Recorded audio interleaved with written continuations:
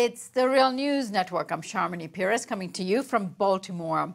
The fighting in Syria is intensifying, with the U.S. and Russia stepping up its operations. The Russians claimed last week that they had bombed an ISIS Caliphate Council meeting that was taking place in the northern outskirts of Raqqa, where the leader al-Baghdadi was present. In the U.S.-led coalition attack on the city of Raqqa, the U.S. downed a warplane of the Syrian Air Force. The U.S. claimed that the Syrian airplane was bombing U.S. coalition forces. In response, Moscow has now issued a warning that it would treat any U.S.-led coalition plane flying west of the Euphrates River as a potential target. The U.S. is also accused of using white phosphorus in bombing raids, a substance banned by the United Nations in heavily populated areas, a substance that the Geneva Academy of International Humanitarian Law and Human Rights describes as an incendiary and toxic chemical substance which can burn through the skin, penetrating internal organs, and for which there is no antidote. Meanwhile, Iran has launched missiles into eastern Syria against ISIS targets, claiming that this is in retaliation for the attacks against the Khomeini Mausoleum and the Iranian parliament on June 7th. With us to discuss these developments and more is Christopher Davidson. He is a reader in Middle East politics at Durham University in England. He's the author of several books on the Middle East, including Shadow Wars: The Secret Struggle for the Middle East. Professor Davidson, thank you for joining us today. Many thanks for having me. Professor, several lines have been crossed in the last couple of days, such as the U.S. airdropping troops and downing a Syrian plane, Iran launching missiles into Syria, and the Russians tracking U.S. planes as targets. Why is the escalation occurring now? Does it have anything to do with hopefully the war coming to an end? Well, in many ways, this is to do with the very rapid collapse of the ISIS regime. We've had ISIS for the past few years, serving as a sort of placeholder in many parts of eastern and northern Syria. Now, with their imminent collapse, there's the very real possibility of a vacuum forming. Those powers, including the United States, including Britain, and so on, and of course Russia and Iran, all have a vested interest in trying to rush to fill that vacuum if they're going to have a strong hand at the table when the time comes to inevitably have to partition the former state of Syria. Right. And of course, another concern everyone has is what happens the day after the Islamic forces are pushed out of Raqqa and they have control of that city and region.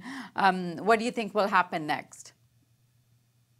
Well, as far as the Syrian government is concerned, these are forces backed by foreign powers, whether it is the United States, Turkey, or elsewhere. So it's got a real problem on its hands. It can't liberate parts of the country which have fallen to ISIS that are then being taken over by other groups, including these rebel groups. So we've got a real sort of conundrum viewed through the lens of international law.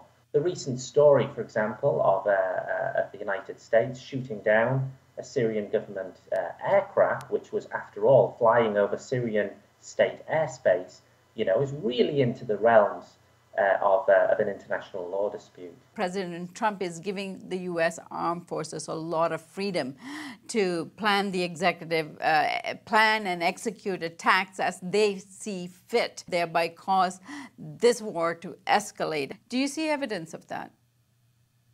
Well, I think there are two things going on here. I think for the past few years under the previous U.S. administration, ISIS was seen, although it was discussed very much as an existential threat, it was not actually dealt with as an existential threat. There was something of to my mind at least, a contain and react strategy being used on it. As long as it was primarily fighting the Syrian government or various other groups that the United States and its closest allies wished to see destroyed, then ISIS was allowed to survive for at least a few years. Now I think we have a new administration in the United States that's more serious about actually eradicating it, helping us understand the very dramatic advances into ISIS territory that we've seen by US-supported allies on the ground in the past few months. But I think the other side to this story as well is one connected to the domestic politics of the United States. I think we have a president here, unlike previous presidents, who hasn't enjoyed a particularly warm relationship with the United States intelligence services or indeed the US Department of State. But instead, I think we've had a US president that's really tried to carve out a new constituency, in particular, a much stronger support base within the US military, giving it much freer rein to do what it wants in the region. And in many ways, I think we'd have to go all the way back to President Eisenhower to see a similarly sort of carte blanche relationship being established between the US president and the Department of Defense. One very important thing is that the UN at this time is warning that there is such a huge escalation of displaced people and civilians in the way of all that's going on in Iraq. What can you tell us about this humanitarian crisis? Well, of course, this is the great human tragedy angle to this story. It's unlikely to slow down anytime soon, unfortunately. I think what we've seen very much is that the Syrian crisis has been effectively on the doorstep of Europe. Many refugees, of course, have immediately gotten themselves into Turkey. But as far as the Turkish authorities are concerned, they will pass them through as quickly as possible to the borders of Bulgaria and Greece to make them Europe's problem rather than Turkey's problem. But we shouldn't forget there are huge crises elsewhere in the Arab world, including Yemen, including Libya. It's just much harder for those refugees to get to Europe, to get the West, and to grab the headlines here in the same way that the poor Syrians have. Professor, in terms of the Russian involvement and the escalation that's going on, to what end? I mean, obviously, the Russians are working with the Assad government, and the Americans still are articulating, in some ways, a regime change in the country. I think from Russia's perspective, they are honouring an alliance with the nation-state government, and their presence in the country is at the behest of the government in Syria. Whether we like that government in Syria or not, that's the international law of it. From the US's perspective, their intervention, their presence within the borders of the state of Syria is, by any measure, completely illegal. They're sort of ramping up of the pressure here. The recent escalation, the shooting down of the Syrian aircraft, is clearly designed to make sure that US allies on the ground, including their Kurdish allies, the remnants of the Free Syrian Army and so on, hang on to as much territory as possible when ISIS and various other jihadist groups inevitably collapse. So we're looking at a scenario really where we have a sort of partition of Syria over the next few years, and very sadly it may spell the end of the Syrian nation state with the borders that have existed for now more than half a century. Professor Davidson, the question on everyone's mind these days is, did the Russians succeed in killing ISIS leader al-Baghdadi? If they did, do we have any evidence, and what will the impact be on ISIS? Well, unfortunately, there's no real way to verify it, and I'm sure that applies to the Russians too. I think we have to bear in mind over the past couple of years there have been several claims that he's been killed. The Iraqi government, for example, has made this claim. The Syrian government has made this claim. Clearly, whoever wants to make the claim wants to take some sort of credit for it. It's a scalp, if you like. But also, if one can give out the message that he's been killed, it's perhaps expected that it will be very demoralizing for those remaining ISIS jihadists currently holed up in Mosul, in Iraq, or those holed up in Raqqa at the moment in northern Syria. In other words, if you can claim that their leader is gone, perhaps the remainder of the forces are more likely to surrender.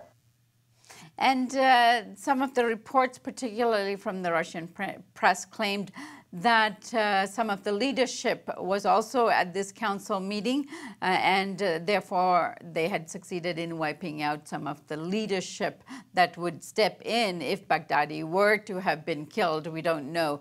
Any thoughts on that? Well, again, it's very difficult to verify. Several actors in the region want to certainly make this case that they've decapitated, as it were, the top strand of ISIS leadership. What I think we need to bear in mind is that ISIS has perhaps been a little bit cleverer than Al-Qaeda and other such organizations in the way it's visually presented its overall leader, in this case al-Baghdadi. We've only really had one video that's been broadcast with him in it, the sermon he delivered in Mosul nearly 3 years ago. Other than that, we've had to rely on audio messages. So we don't really have many visual clues as to his appearance beyond that video, that infamous video where he's garbed in a black cloak with a large black beard. If we contrast that to bin Laden, as soon as bin Laden stopped appearing in regular videos, his following soon started to drift away and perhaps question the health of their leader. ISIS doesn't really seem to be suffering from that problem. If al-Baghdadi does disappear from public sight for a while, he could well easily come back in another form in the future, especially if this isn't just one man, if this is an actor, as it were, amongst ISIS's ranks that can be put forward as their leader. Meanwhile, there is some concern that pushing ISIS out of Raqqa will actually increase the number of ISIS operatives' plannings and execution of attacks in Western cities. And many of those attacks have happened actually in the UK. Is there a fear of that? Yes, I think so. I think in Western Europe, we certainly already have some idea that several hundred French, Belgian, British, German, etc., jihadists that had gone over to Turkey and then crossed the border into Syria to join ISIS and other such groups have already returned home. Clearly, this is a big security dilemma for the Western intelligence services, and there's already good indication that such individuals have already begun to orchestrate attacks here in the West.